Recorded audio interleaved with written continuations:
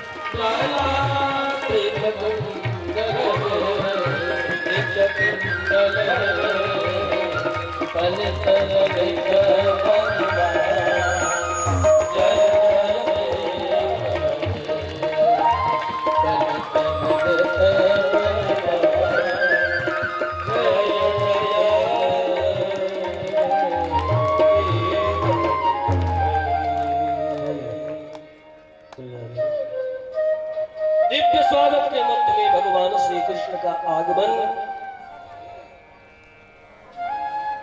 सभा में पधारना, कृष्ण की आंखें मानो किसी को ढूंढ रही है। सभा में जाने से पहले दाएं बाएं आगे पीछे चारों तरफ देख रहे हैं।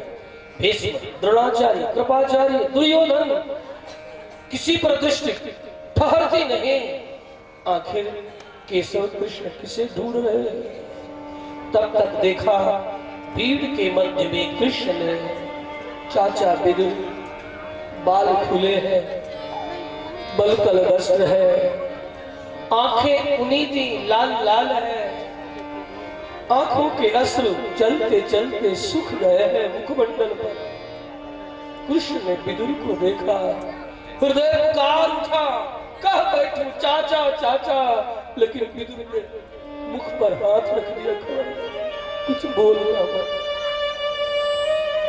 आंखें चार हुई, विदुर की सुखी हुई आंखों से भी दो बिंदु अश्रु का जैसे तैसे लुढ़क गए। मानो विदुर ने कहा, मैं वहां न रहूंगा। मेरी आराध्य, मेरी कुटी पर आओगे क्या? जा रहा। आंखें पलकें झपकाते ही मानो कृष्ण ने मुस्कुरा के कहा, चाचा इतनी व्यवस्था सब छोड़ के आऊंगा, चलिए कुटी पर आप चलिए, आ रहा हूं। अब तो महाभारत होके रहेगा, जहां पर विदुर जैसे महाभागवत का सम्मान नहीं, वह भारत भारत नहीं, अब तो भारत महाभारत होगा।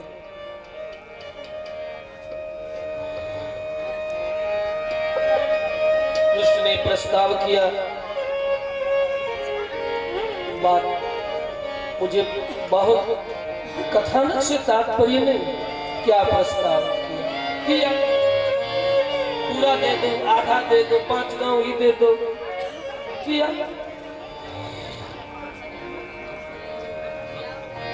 दुर्योधन सम्मान से यदि नहीं मानेंगे तो बांध लिया जाएगा, तैयार था, राज सैनिकों को सतर्क रखा था। देखा मेरे द्वारा किए गए सम्मान का कोई असर कृष्ण पर नहीं। वे लोभी लालची सम्मान के भूखे लोग केवल सम्मान से बस में होते हैं। संसार से निरपेक्ष जीवन जीने वाला व्यक्तित्व सम्मान के बस में नहीं होता, वह धर्म के बस में होता है, वह न्याय के बस में होता है। भले अपना शत्रु ही क्यों नहीं धर्म के पक्ष में खड़ा हो, वह उसी के पक्ष में होगा, वह न्याय के पक्ष में होगा, धर्म के पक्ष में होगा, शत्रु ही सत्य।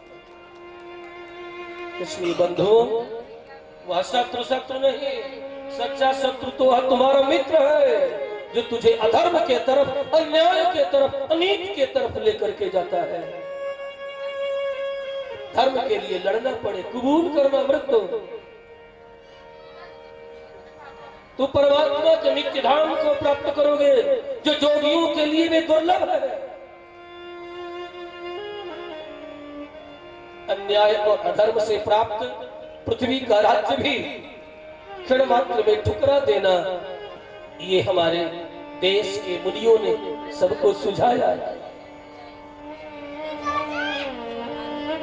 आत्मार्थ पृथ्वी के जय राजन, आत्मा की उन्नति हो रही हो, पृथ्वी का राज्य एक तरफ हो, ठोकर लगा देना, जैसे भरतलाल ने ठोकर मार दी।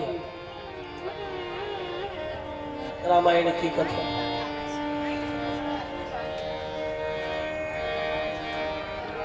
पृथ्वी का राज्य गिल्ड बना लुढ़क रहा है,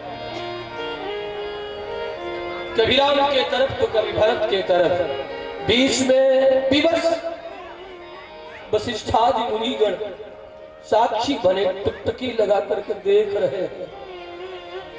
यहाँ पर कौन सी धर्म की व्याख्या करें? उनकी भी मति अबला के तरह धर्म रूपी समुद्र के सामने, प्रेम रूपी समुद्र के सामने अबला सी टकटकी लगाए निहार रही है उनकी मति।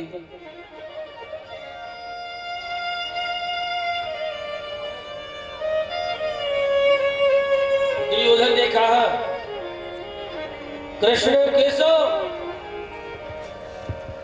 बिना युद्ध के सुई के अग्रभाग के बराबर भूमि भी पांडवों को नहीं दे सकते। बद्धताम बद्धताम में सब बांधो बांधो बांधो। इतने में सैनिक दौड़ पड़े।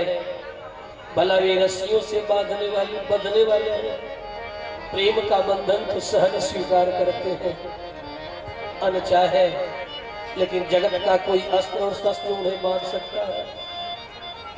गोपियों ने बांध लिया कृष्ण को, वैसे जैसे कोई मणि, नील मणि। यदि आपको मणि मिल जाए तो क्या करते हैं? चट अपने गाछ में ऐसे गठिया लेते हैं ना। अरे अंगूठी तो बाद में बने, हार तो बाद में बने, ऐसे मणि के तरह गोपियों ने कृष्ण को मणि की तरह बांधा। ऐसे गठिया लो तो गठिया को अपने कंधे के पीछे रख दे। मेरा कृष्ण इतना वात्सल्यपूर्ण है, इतना सौशल्यपूर्ण है। नीलमणि की तरह गांठ लगाओ और अपने कंधे पर झिला दो, वो मामा कहता पुकारता रहेगा। प्रेम के बंधन में विवश खोलने के लिए वह कातर रोता रहेगा, लेकिन वह गांठ अपने से न खोल सकेगा। प्रेम का बंधन इतना बलवान होता है और दुनिया का और कोई बंधन उसे बांध नहीं सकता, क्योंकि वह प्रेम रूप है, प्रेम का ही विग्रह है। बांध न सके, क्षणमात्र में अपना वह तेजों में विश्वरूप प्रकट किया है। पितामह भीष्म ने दर्शन किया, सबकी आंखें तेज से भर गई, आंखें चकाचौंध से भर गई। चारों तरफ ज्योतिर्मय पुंज दिखाई पड़ रहा, जो जहां है वहीं से लोक भाषा में तो बहराने लगे, गिरने लगे, टपकने लगे। अपनी भुजाओं को फड़काते झाड़ते कृष्ण सभा से बाहर निकल चले, भागने चले थे। पीछे से दौड़ पड़े हैं पितामह भीष्म, दुर्योधन अनर्थ कर डाला तूने। द्रोणाचार्य भी विकल है, कृपाचार्य भी विकल है। सारी सभा उठ के खड़ी हो गई, कृष्ण के पीछे दौड़ने लगी। किसी तरह कृष्ण को मनाओ मनाओ। दौड़ के सामने आ गए पितामह भीष्म, आकर के हाथ जोड़ा, केशव केशव। पितामह कहिए कि आपका ही घर है, आइए पधारिए। देखा, जरा नजर उठा के लिखा है भीष्म भवनम।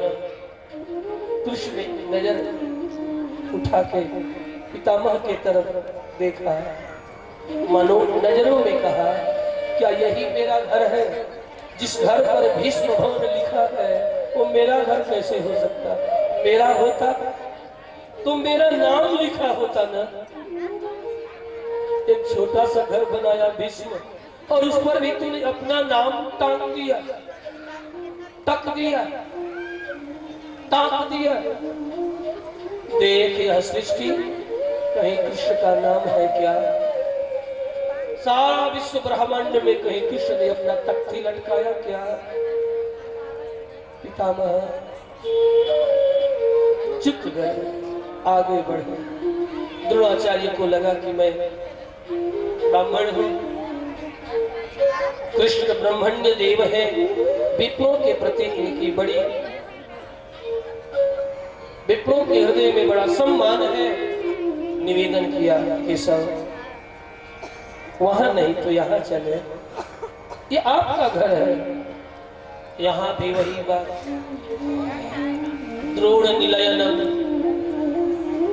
कृपाचार्य ने निवेदन किया, कृपा गृह, मेरा घर होता तो आप मेरा घर, मेरा नाम लिखे होते।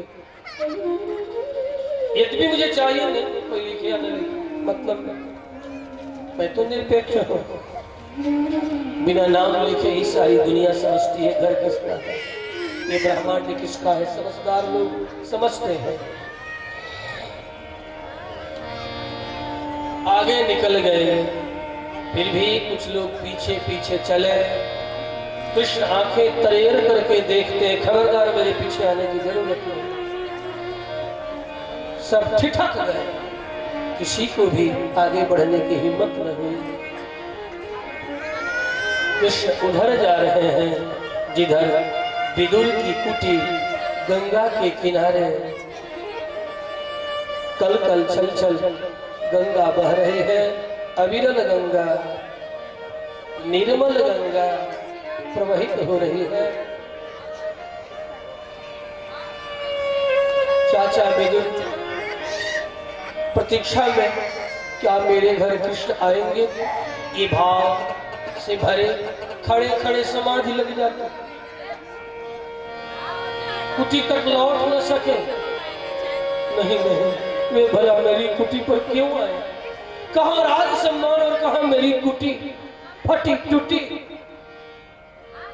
न वहां सोने का ठिकाना, न बैठने का ठिकाना। वे भला क्यों आएंगे? राज सम्मान को छोड़ के विदुर वही सोचते, कभी मन में विश्वास होता नहीं, वे तो वात्सल्य पूर्ण है, जरूर आएंगे। डगमग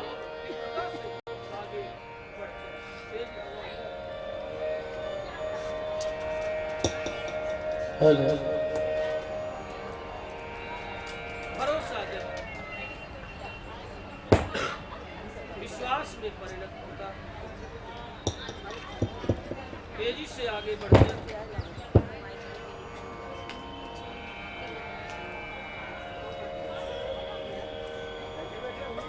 कभी पैर ठिठक जाता, खड़े खड़े समाधि में चले जाते। विदुर के आने से पहले ही कृष्ण चले आए हैं कुटी के द्वार पर, और आते ही मधुर वाणी में कहा है, पुकारा है, द्वार मुद्घाटय, द्वार खोलो। अस्ति कश्चित् वाग् विशेषः।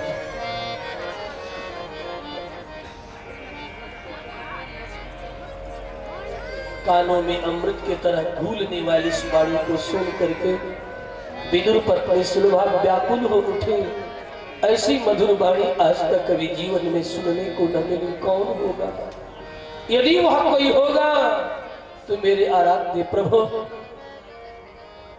के स्वामी ही होंगे, कोई और नहीं हो सकता।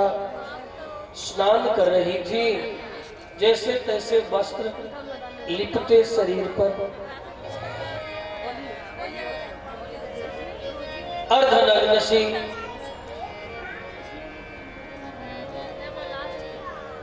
सुध न रही, दौड़ के कुटी का द्वार हटाया। कृष्ण की दृष्टि पड़ी, अपने पीतांबर झट विदुर रानी सुलभा के शरीर पर डाल दिया, जैसे तैसे लपेट के शरीर को ढका। क्या करूं?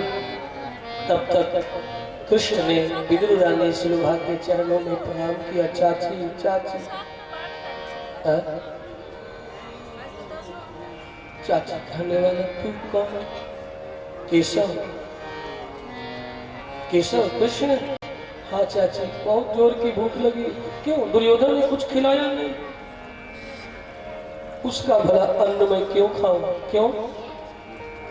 चाची, पांडव मेरे पंच प्राण है, वह पांडवों से द्वेष करता है चाची। अच्छा, बहुत जोर की भूख लगी है, जल्दी कुछ खिलाओ ना। झट आसन डाल दिया, कुश का आसन, बैठ गए। जैसे तैसे व्यग्र है, क्या खिलाऊं क्या खिलाऊं। जाके दौड़ के देखती है, साग अभी सिद्ध हुआ कि नहीं, पका कि नहीं। साग तो पका नहीं, हाय मैं क्या करूं। केला उठाई, केला भी अध पके, इधर पटक दिए। कुछ एक केली की छीमियां मिली जो पके, छिल छिल करके कृष्ण को देने लगी। छिलका देती चली जा रही, बावरी हो गई। प्रेम में नहीं, प्रेम बावरा है।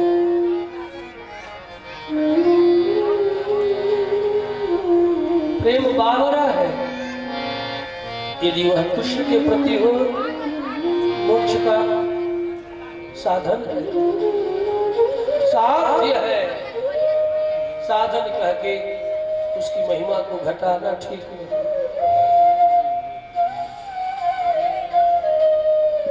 छिलका गिराती, छिलका मुख में देती, और गिरियां, केला, बुद्धियां धरती पर। कृष्ण कहते और दो चाची, और दो, बहुत मीठा।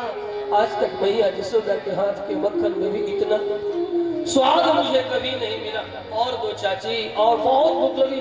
बेटा बहुत भूख लगी, क्या बहुत भूख लगी। सवेरे से जो चला हूं रथ में, कभी किसी ने कोई पूछा ही नहीं, वो भी जंगल से चला, मार्ग में कुछ खाने को नहीं मिला। अच्छा, अब भला क्या दो? देती चली जा रही। छिलका, छिलका के दोनों अधरों से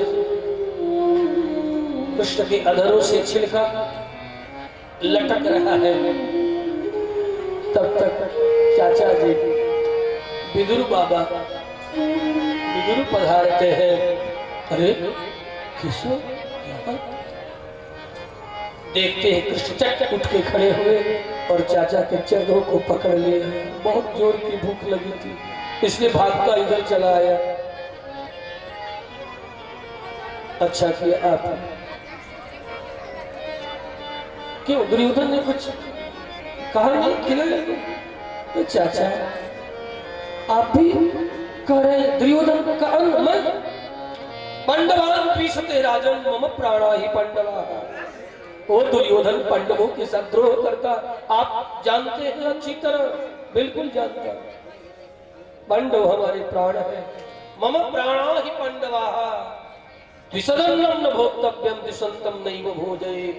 कृष्ण ने बहुत सुंदर उक्ति दिया है, सबको अपनाने के योग्य है। यो तुमसे द्वेष करता है उसे कभी कुछ खिलाना नहीं चाहिए। जो द्वेष करता है, जब तक द्वेष की भावना निकल न जाए तब तक खिलाना नहीं तो किसी और कारण से भी कुछ होगा ना, तो कहेगा फला के घर तो खाया था, उन्होंने विष मिला के पुरानी शत्रुता छल पूर्वक कपट पूर्वक उन्होंने निकाल लिया। कुछ नहीं कहना चाहिए। विसदन्नम न भोक्तव्यम विसंतम नैव भोजये। जो द्वेष करता है उसको खिलाना नहीं। पता चल जाए कि फला व्यक्ति, और जो आपसे द्वेष करता है उसका कुछ खाना नहीं, परस्पर दोनों को कृष्ण ने ही उपदेश किया है। दिशत अन्नम न भोक्तव्यम दिशंतम नैव भोजयेत्।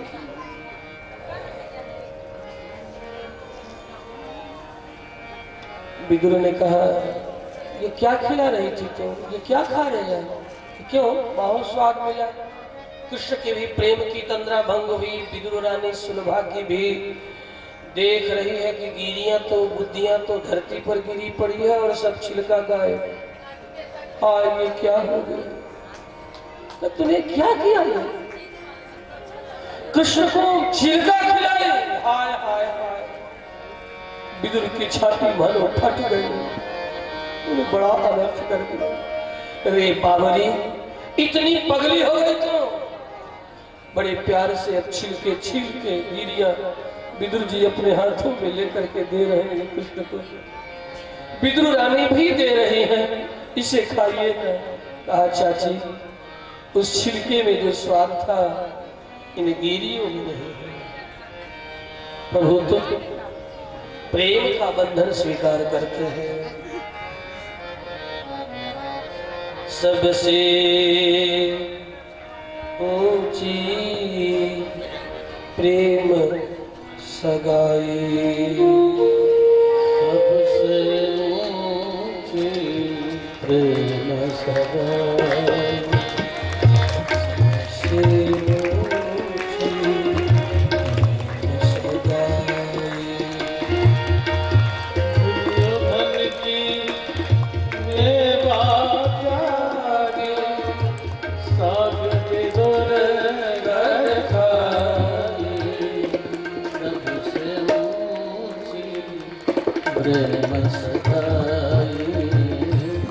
सबसे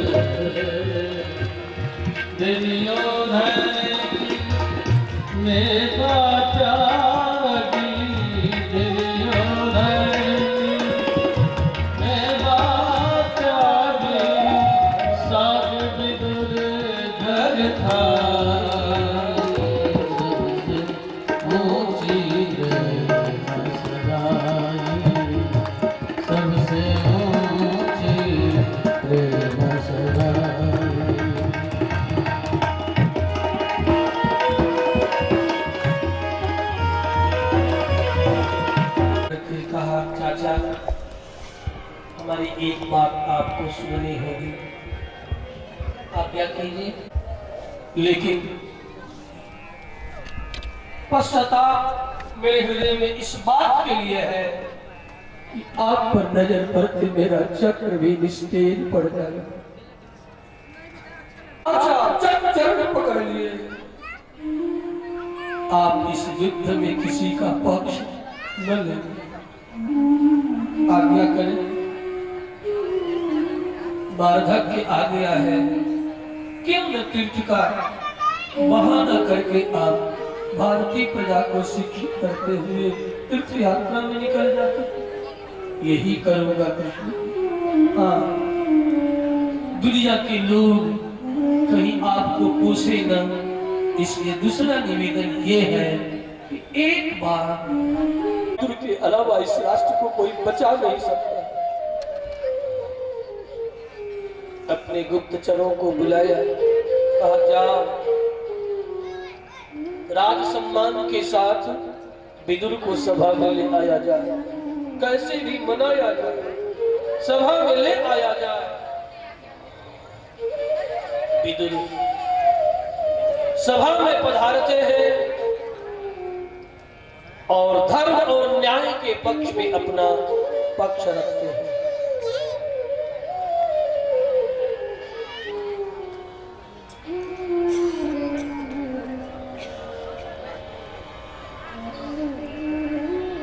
विदुर ने निवेदन किया है, देश का प्रधानमंत्री 5000 वर्ष पूर्व जिनका नाम है विदुर, जब तक राष्ट्र का प्राय त्यागनिष्ठ न हो तब तक इस राष्ट्र का कल्याण न हो। यह विदुर का राष्ट्र है, यह चाणक्य का राष्ट्र है, जिन्होंने अपने जीवन में केवल और केवल त्याग को ही, जिन्हें सम्मान बांध न सका अन्याय और अनीति के पक्ष में, जिनके स्वजन भी अन्याय और अधर्म के पक्ष में कभी उत्साह न सके, उस व्यक्तित्व का नाम है विदुर।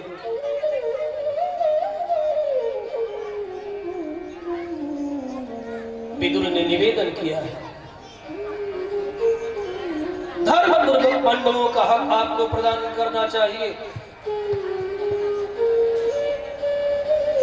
अन्यथा आप इस राष्ट्र को महायुद्ध में झोंकने के एकमात्र कारण बनेंगे। पुत्र मोह में मोहांध धृतराष्ट्र समझ न सका, विदुर चाहता तो हूं क्या कर। इतने में दुर्योधन उठ के खड़ा हुआ, चाचा मेरे ही अन्न पर पल रहे हो और मेरा ही राज्यसभा में विरोध कर रहे हो, कोई है? चाचा विदुर के जिह्वा क्यों नहीं निकाल ली जाए? इतना सुनते ही विदुर तुणीर धनुष रख के द्वार पर अपमान का घूंट पी के द्वार से बाहर निकल गए। हाहाकार सभा में होने लगी। दुर्योधन तूने ठीक नहीं किया, पितामह भीष्म ने भी कहा, अनर्थ कर डाला।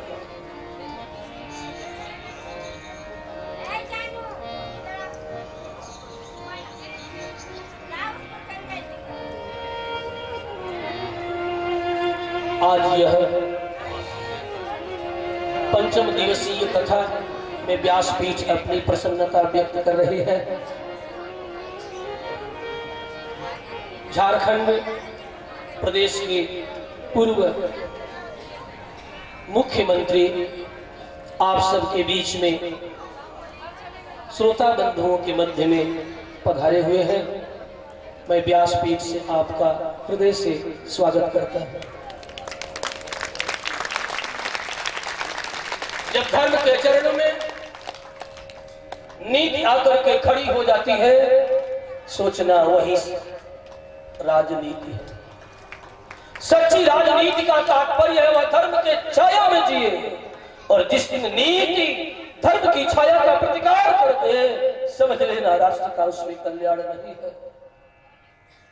इसलिए अपनी प्रसन्नता व्यक्त करता हूं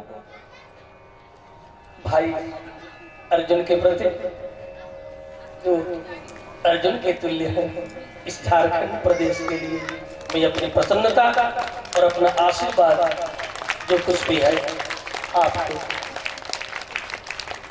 मैं चाहूंगा कि हमारे इस मंच के संचालक सुधीर शर्मा जी विशेष रूप से आपको आहूत करना चाहते हैं। मैं भी चाहता हूं, आइए। बहुत ही सौभाग्य का विषय है कि हम लोग के लोकप्रिय नेता अर्जुन मुंडा जी हमारे मंच पर व्यास जी को माल्यार्पण करेंगे, और साथ में शैलेंद्र जी इस समिति के वरिष्ठ उपाध्यक्ष भी हैं, उनसे भी आग्रह है कि माल्यार्पण करें। मेरा भी सम्मान आप स्वीकार करें, ये व्यासपीठ का आशीर्वाद है।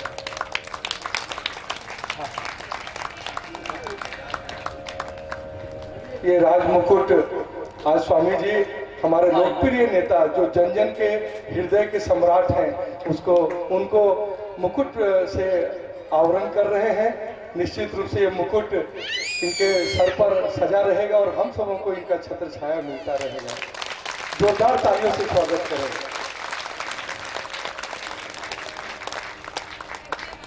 आज कृष्ण जन्मोत्सव है और इस अवसर पर हमारे मुख्यमंत्री, पूर्व मुख्यमंत्री जी का आगमन हुआ है। हम उनसे आग्रह करेंगे कि इस अवसर पर हम सबों को दो शब्द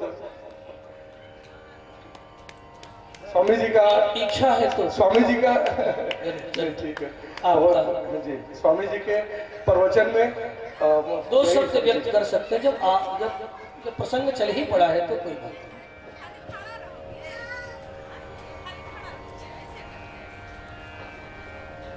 श्रद्धेय आचार्य जी और इस भागवत कथा में आए हुए सभी माता बहनें, भाइयों और बुजुर्गों,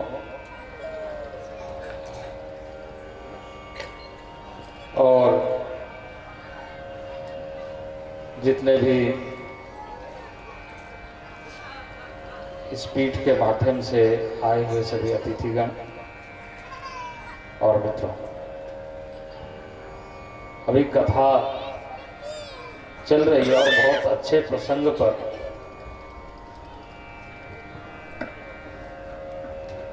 हम भी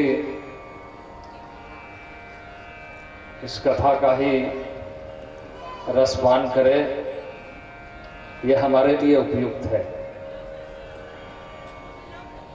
क्योंकि इस महाभारत के आदि पर्व से लेकर के महाभारत के अंतिम जो कड़ी है, उस तक का जो भारतीय जीवन दर्शन है, वो भारत और भारत के नागरिक होने के नाते हम सबको जानना बहुत जरूरी है। कई बार हम सबके साथ ऐसा होता है कि अपने जीवन की व्यस्तता में हम उस जो हमारे पूर्वजों ने एक निधि के रूप में हमें दिया है, उस निधि को ही हम समझ नहीं पाते। और बाहर के जीवन में, बाहर के परिवेश में इतना विचलित जीवन बिताते हैं कि समय कब बीत जाता है पता नहीं चलता। इसलिए ऐसे अवसरों पर जब कथा के माध्यम से हमें कुछ सुनने का मौका मिलता है, समय अभाव के बीच भी हमें अधिक से अधिक सुनने का प्रयत्न करना चाहिए। इसलिए इस अवसर पर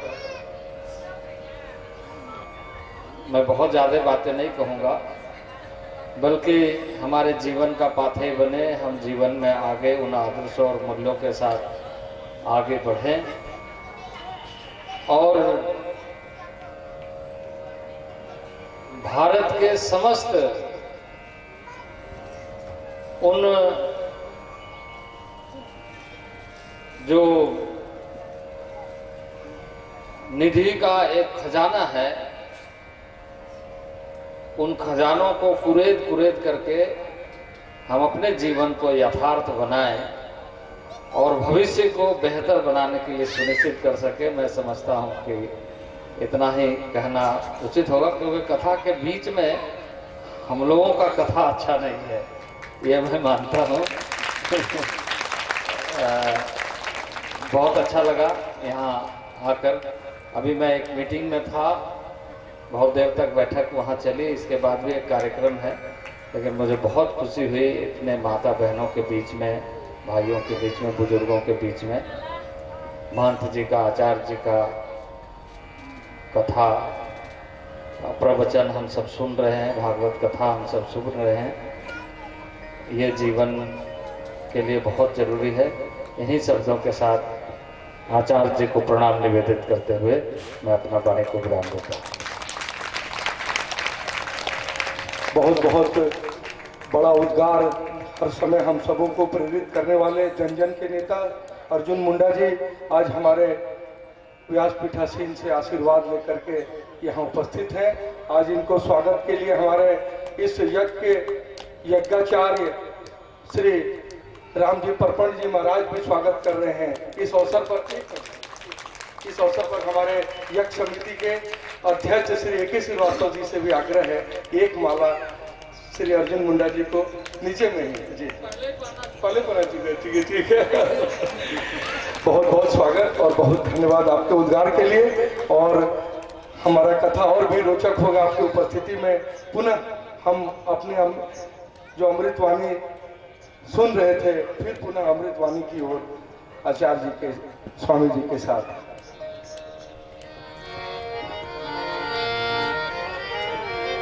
जब उद्बोधन का प्रसंग चल ही पड़ा है तो चाहूँगा 2 मिनट श्री यज्ञाचार्य रामजी प्रपन्नाचार्य भी अपना उद्गार इस मंच से अभिव्यक्त कर ले, फिर ये कथा मंदाकिनी प्रवाह आगे बढ़ेगी।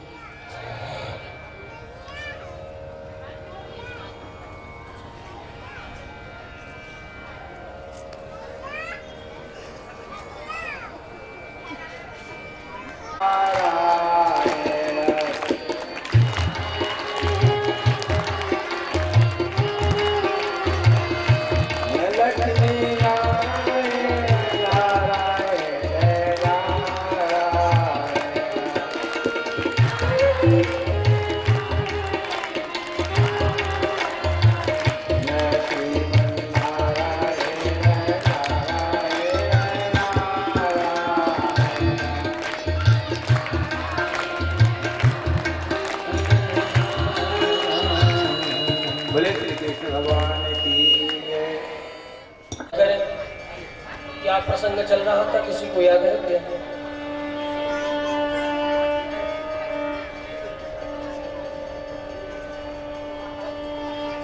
युद्ध अवश्य होगा, अहिंसा परमो धर्म है।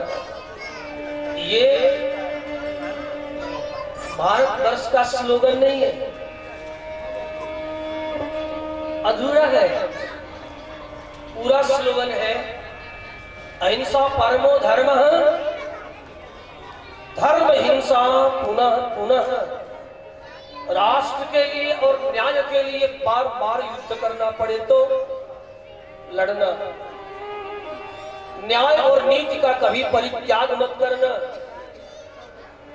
जो न्याय और नीति का परित्याग कर देते हैं, भले क्षणिक उन्हें सफलता की प्राप्ति हो जाती है, उनकी राजनीति दीर्घकालिक कदापि नहीं हो सकती। ख्याल रखें।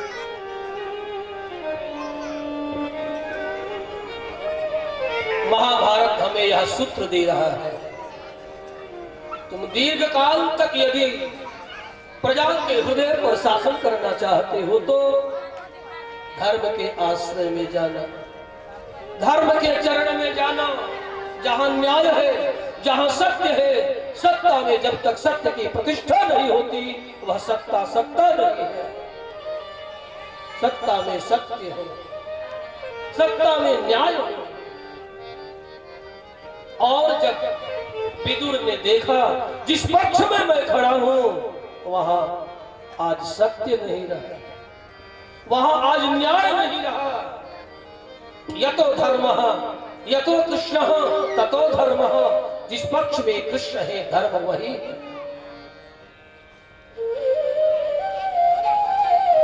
और जब कृष्ण ने कहा चाचा आप जैसे परम भागवत प्रेमी को देख करके कहीं धर्म पराजित न हो जाए, इसलिए आपके चरण में निवेदन है आप तीर्थ यात्रा के लिए ही सही निकल जाए, अन्यथा धर्म पराजित होगा, कहीं अधर्म की विजय न हो जाए।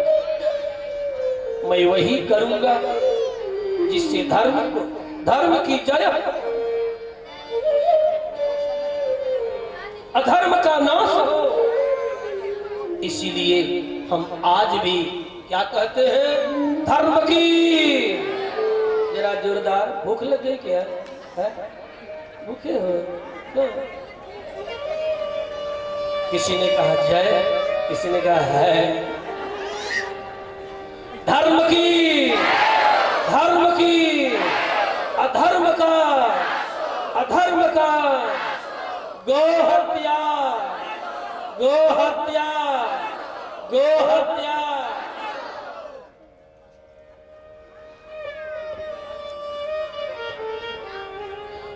जब केंद्रीय राज्य मंत्री सुदर्शन भगत जी आ ही गए हैं तो कथा तो शुरू होने जा रही है, बुला ही लीजिए।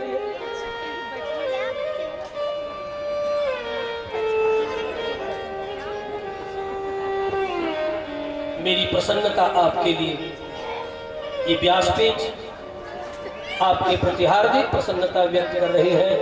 आप यहाँ आए, हमारे समस्त श्रोता बंधुओं का आपने मान बढ़ाया है, मैं आपका स्वागत करता हूँ। आप भगत हैं इसलिए पुनः स्वागत है।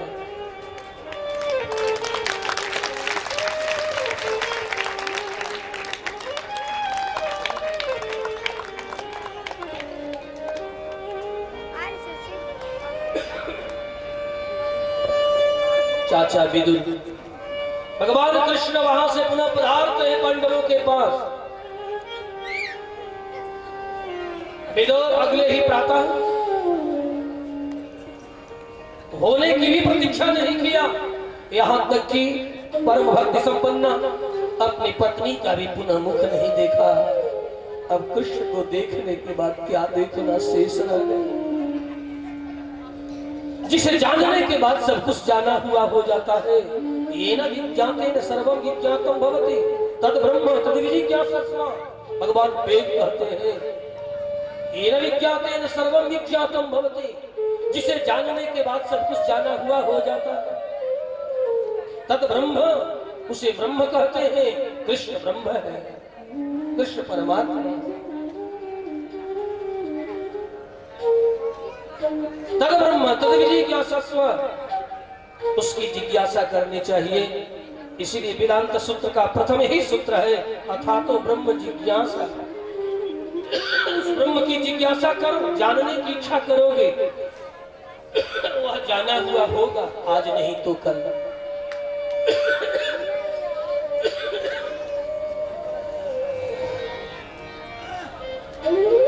और विदुर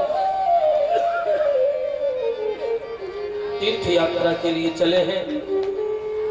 कृष्ण पांडवों के पास जो दूत बन के आए थे पधारते हैं। समाचार से पांडव अवगत हुए हैं।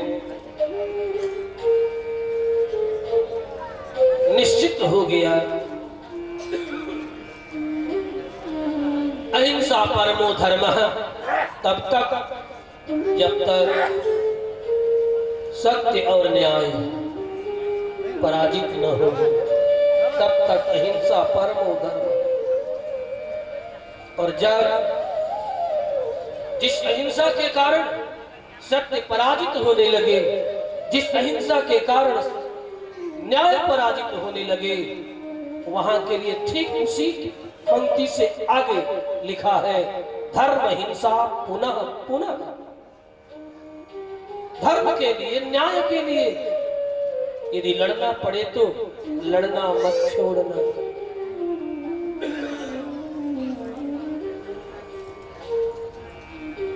ये महाभारत हमें सिखाता है, कृष्ण ने करके दिखाया। यदि युद्ध के मैदान में हम गीता का गान कर सकते हैं तो ये मत सोचना कि मेरे तुड़ीर में बाण कम पड़ गए इसलिए गाता हूं।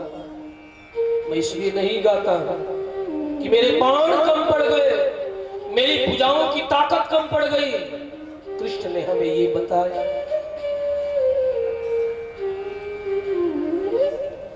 उपदेष्टा जागृत पराप्य वरान निबोधत, भगवान वेद भी कहते उठो उठो, क्यों सोया है, उठो। उपदेष्टा जागृत जगो, प्राप्य वरान निबोधत, अपने उस श्रेय को प्राप्त कर लो जिसमें तेरा स्वाभिमान है, जिसमें तेरी अस्मिता है। जो स्वाभिमान और अस्मिता के लिए लड़ते नहीं वे कायर, उनका कोई इतिहास नहीं होता, वे समाप्त हो जाते हैं। ये भागवत की कथा हमें एक तरफ प्रेम की शिक्षा यदि देती है तो दूसरी तरफ धर्म के लिए हमें लड़ना भी सिखाती है। इस लीला को भगवान श्री कृष्ण ने करके दिखाया। राम पूर्ण पुरुष तो है ही परमात्मा, कृष्ण परमात्मा होते हुए पूर्ण पुरुष है। पूर्ण पुरुष वह जो जीवन में प्रेम की शिक्षा के साथ साथ धर्म और न्याय के लिए हमें सदा अपने अधिकारों के लिए, अपने धर्म के लिए, अपने न्याय के लिए सजग होना भी सिखावे।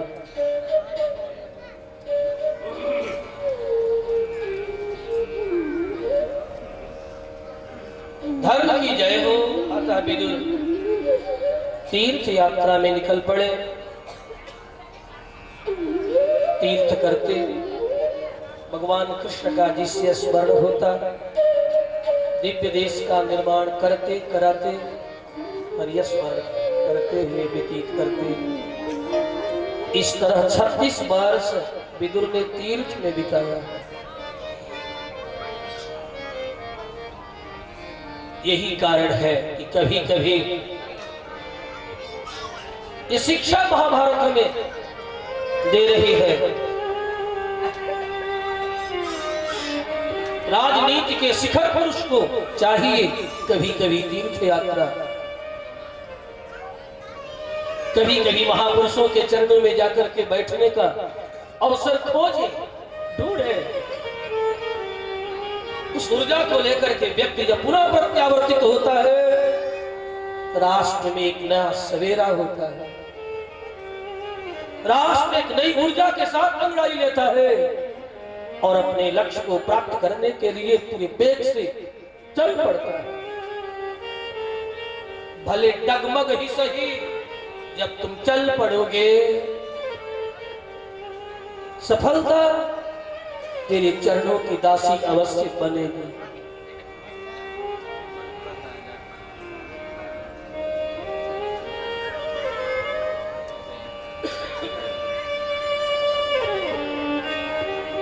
भागवत की जो प्रवाही परंपरा है कथानक,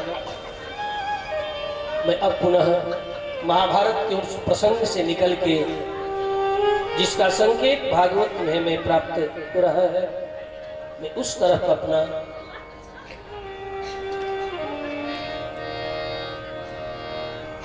दृष्टि करता हूं। विदुर अनेक महापुरुषों से मिलते गंगा के तट पर आए हैं, मैत्रेय के चरणों में बैठे हैं और मैत्रेय से आकर के उन्होंने बहुत सुंदर पूछा है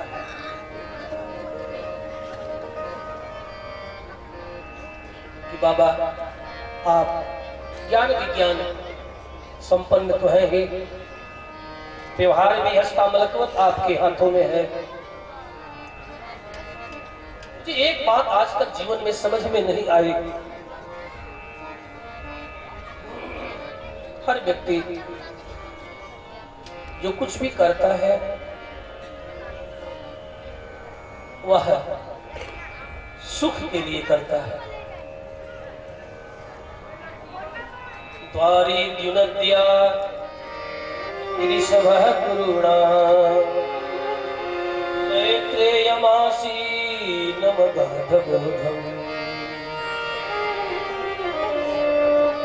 सुखाय कर्माणि करोति लोकः न तैः सुखं वा दुपारमं वा विन्देत भूयः ततैव दुःखम् यदप्रयुक्तं भगवान् वदेन्नः। हे अगाध बोध मैत्रेय, कृपा करके आप बताइए एक बार, सारा संसार सुख के लिए उद्योग करता है, कर्म करता है, उससे सुख न मिलके कभी कभी दुख ही मिलता है।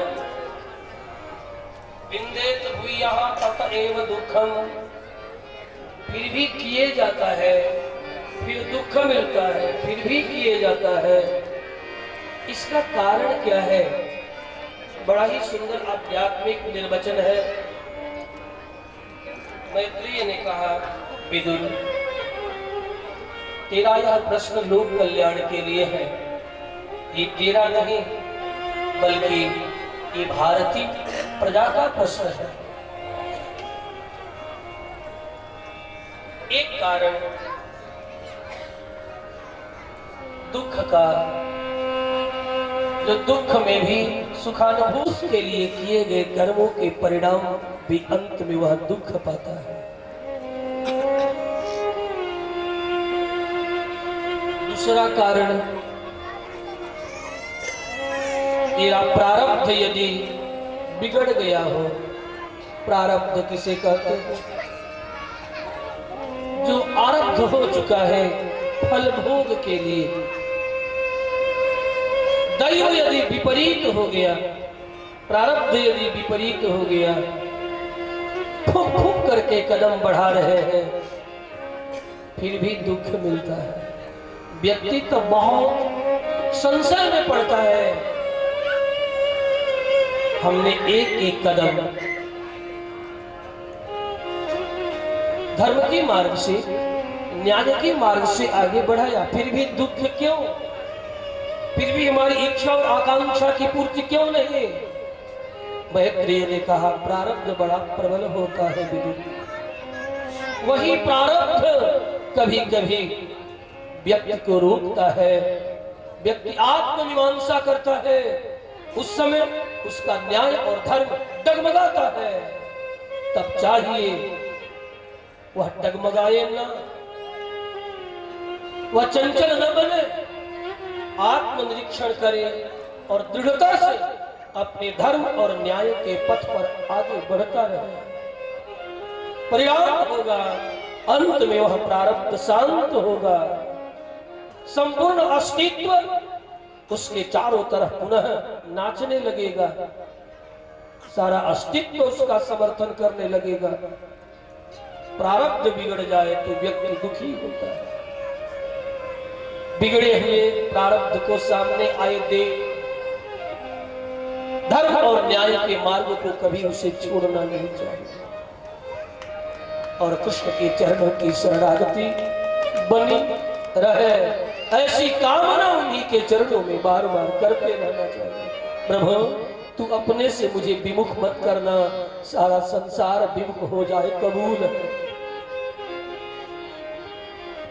दुनिया विपरीत चली जाए खबर नहीं, तू खबर लेता रहना, लेते रहना।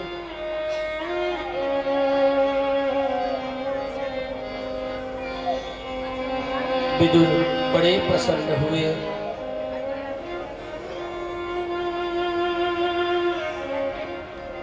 मैत्रेय आपके वचन को सुनकर के मैं तृप्त नहीं हो पा रहा, मुझे और कुछ सुनाए।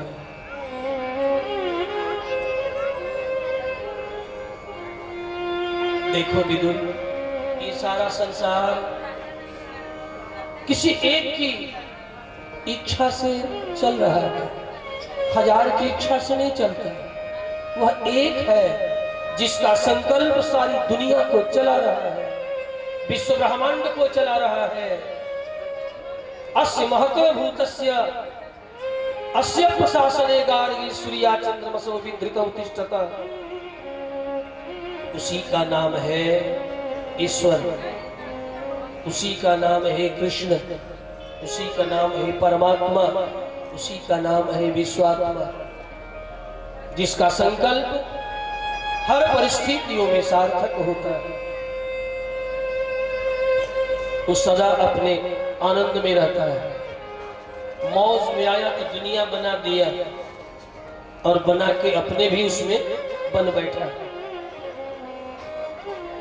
नाना प्रकार की लीलाओं को करने के लिए स्वतः भी चला आया। ऐसे अनेक अवतार ले लिए। कभी हिरण्याक्ष और हिरण्यकशिपु जैसे अधर्म के पक्षधर न्याय और नीति का परित्याग करके विश्व को अपने वश में करने का यत्न करने वाले, उन्हें सबक सिखाने के लिए बाराह बन करके चले आते हैं। और कभी हिरण्यकशिपु को शिक्षा देने के लिए महाभागवत प्रहलाद को ब्याज बना करके, बहाना बना करके मनुष्यों में सिंह बन जाते हैं, नरसिंह बन जाते हैं।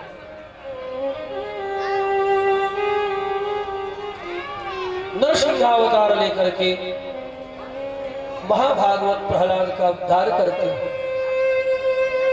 और कभी